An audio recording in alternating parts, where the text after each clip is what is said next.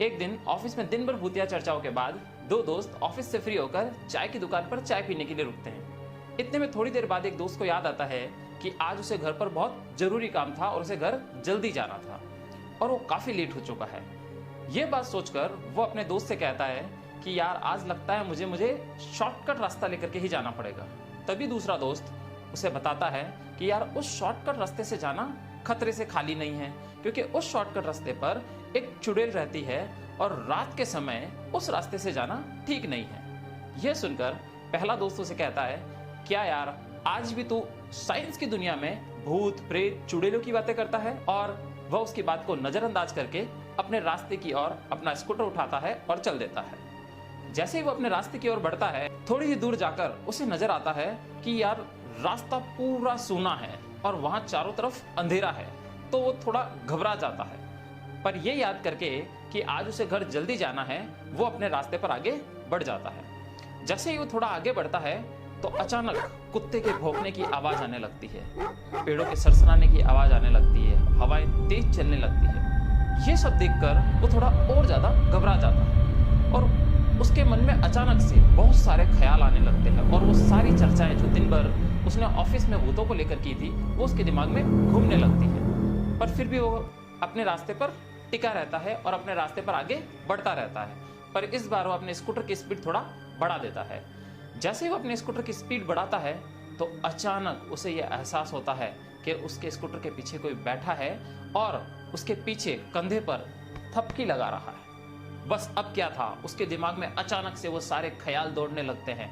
वो कुत्तों का भौंकना, वो पेड़ों का हिलना, वो हवाओं का तेज चलना और खास तौर पर वो दोस्त की बताई हुई बात, वो सब कुछ एक साथ कनेक्ट होने लगता है और उसे यह पता चल जाता है कि उसके पीछे वही उसके दोस्त की बताई हुई चुड़ैल बैठी है। बस अब क्या था, वो और ज्यादा घबरा जाता है और वो अपने स्कूटर की स्पीड को और ज्यादा बढ़ा लेता है। जैसे जैसे वो स्कूटर की स्पीड को तेज करता है वैसे वैसे उसके कंधे पर पड़ने वाली थपकी की स्पीड बढ़ती जाती है। वो स्पीड को और तेज करता रहता है। वो घबरा जाता है, पसीने से पूरा तरबतर हो जाता है और वो आगे बढ़ता रहता है। बस उसके दिमाग में अब एक ही ख्याल होता है, जैसे तैसे मैं जल्दी से जल्दी इस अपने रास्ते को पार कर लूं ताकि मैं इस मुसीबत से पार पा सकूं।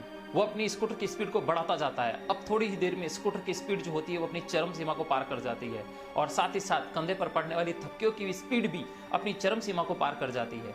ऐसा करते करते थोड़ी दूर जाकर के उसे एक रोशनी की किरण नजर आती है। उसे रास्ता पार होता हुआ नजर आता है। वो अपनी स्पीड को और बढ़ाता है और अपने रास्ते को पार कर जाता है। जैसे ही वो अपने रास्ते को पार करता है उसे थोड़ा सुकून आता है और अपने चेहरे पर फैले हुए पसीने को पोंछने के लिए वो स्कूटर को रोकता है और स्कूटर को रोक करके अपने एक हाथ से अपने पसीने को पोंछता है और पोंछ करके वो पीछे की तरफ हल्की सी नजर मारता है। और जैसे ही वो पीछे की तरफ नजर मारता है उसके चेहरे से वो डर, वो खौफ गायब हो जाता है और उसके चेहरे पर एक हल्की सी मुस्कान छा जाती है, मानो वो अपने आप को हंसने से रोक ही नहीं पा रहा हो, ये सोचकर कि जो उसके कंधे पर पड़ने वाली थपकी थी वो और कुछ नहीं, उसकी टाई थी।